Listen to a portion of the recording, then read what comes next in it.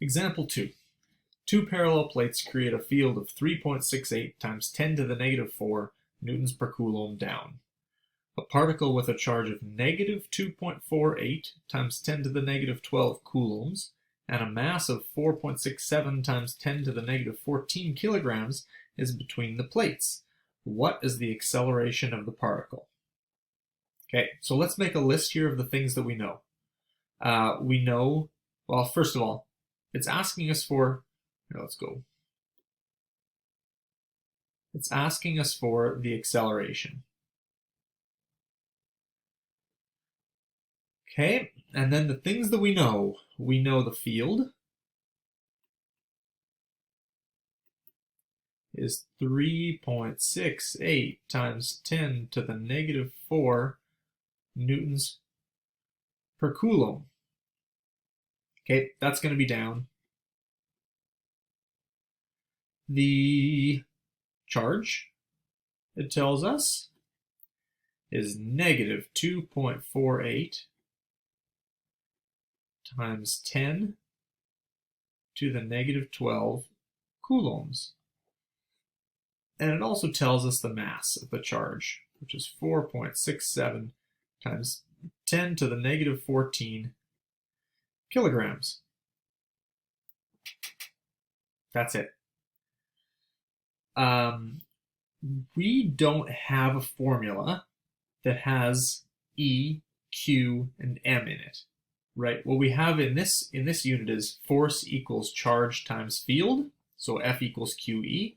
But what we're looking for is acceleration, and so we're going to use our regular force formula, F net equals ma, to figure that out. Okay? Whenever you were talking about forces, and we're asked about acceleration, or we're given acceleration, we're talking about forces, you can always be pretty sure that you're going to use F net equals ma to figure it out. Okay, and what we always do when we're using F net equals ma is figure out what are the forces in F net that we're talking about. Okay, and in this case, this particle is in between two parallel plates. And so it's going to be experiencing the electric force either up or down. We're not sure, it doesn't tell us. And it's going to be experiencing gravity down. So gravity's pulling it down. The electric force is doing something to it. We don't know yet, but we can probably figure that out. Okay, whoops. So let's draw a diagram of this situation just to make this a little bit clearer. So here's our top plate, bottom plate, and it says that the field is pointing down. So I'm going to use our rainbow field. It's pointing down. I'm going to leave a space in the middle for other drawing things. Okay, so if our field is pointing down, and we know that fields point in the direction of the force on a positive charge, that means that a positive charge that we'd put in here would be pushed downward. Okay, and if it's pushed downward, that means that the bottom plate must be negative, right? Positive charges are moving toward a negative, the negative charge. Okay, and if that's the negative plate, the other one has to be positive. You can't have two of the same plate. That doesn't work. Okay, so this is how it's got to be. So our field is pointing down. That means the top plate's positive, the bottom plate's negative. But then it says that the charge that we are putting in between the plates is negative. Let's do this. So this is a negative charge in here. A negative charge will move in the opposite direction of the field, right? Because the field points in the direction of the force on a positive charge, but since this is a negative charge, then it is going to move upward instead, right? We can also think about this being a positive plate, and this negative charge is going to be attracted to the positive plate. So this is the electric force acting on this charge. There's also going to be the force of gravity. Let's make that red. Okay, since this thing has mass, and they all have mass, just sometimes we ignore it. It's going to have the force of gravity pulling it down. So now, in our F net equals ma formula, we can put in the directions of what's happening right away. So we have to split this into the electric force and the force of gravity. So I'm going to say that up is positive and down is negative, but as always, you can choose whatever you like. Up is positive, down is negative. So now, the electric force is the positive one, subtract the force of gravity, equals mass times acceleration.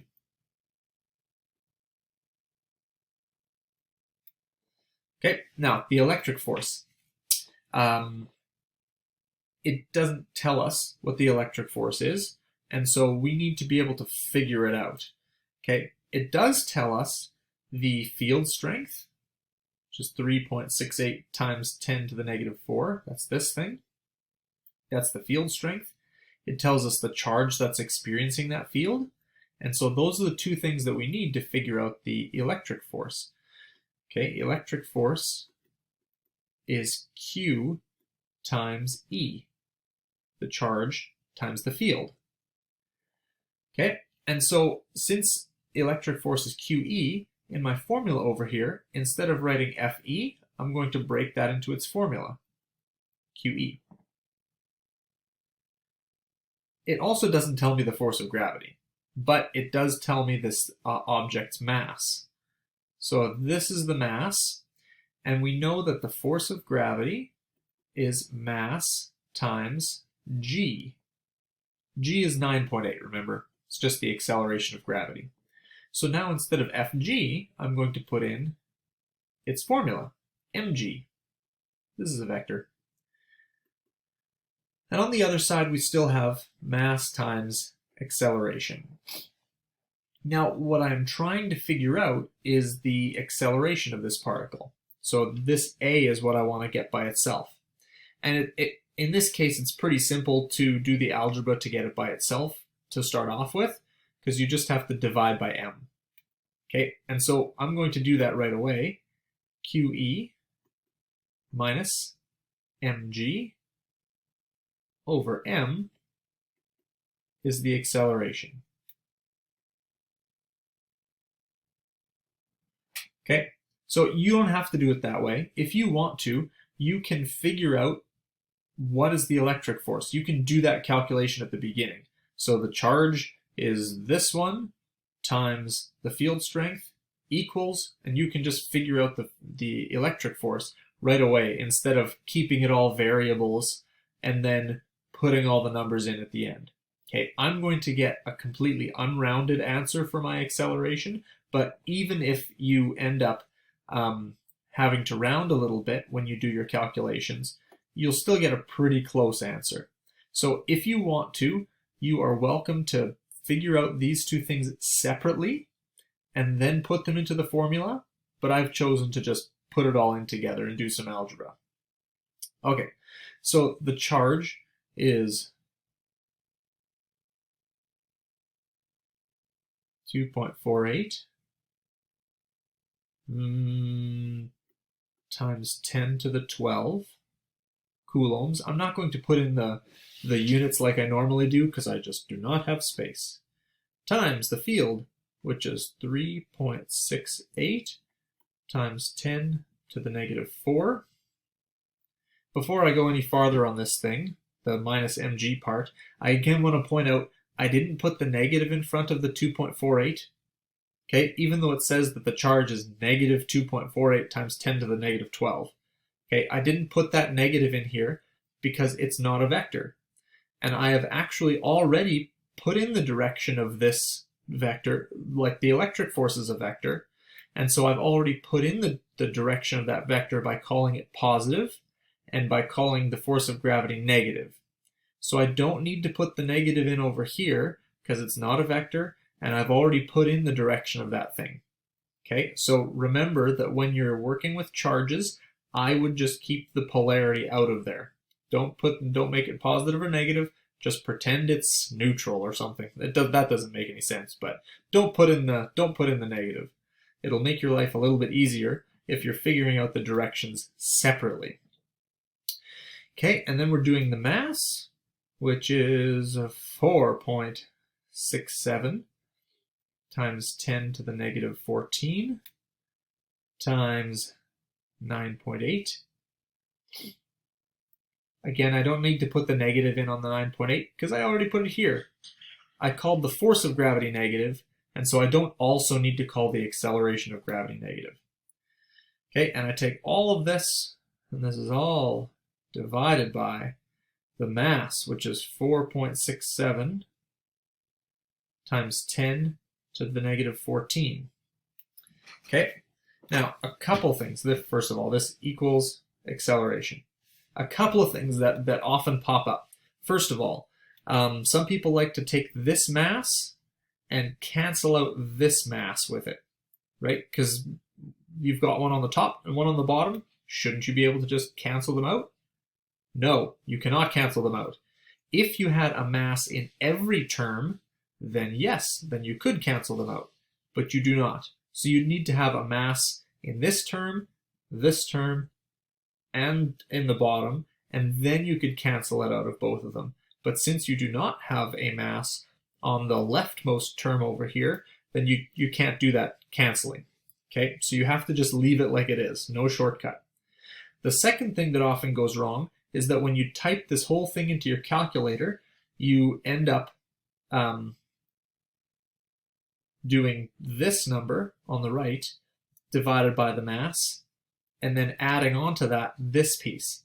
Okay, so you either need to use brackets when you're typing this into your calculator, so you need to put this whole thing in brackets.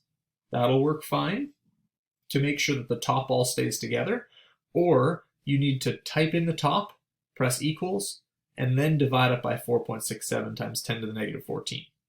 Okay, one of those two things, brackets or press equals before pressing divided by. Okay, and so the acceleration that you get is going to be negative 9.78 meters per second squared.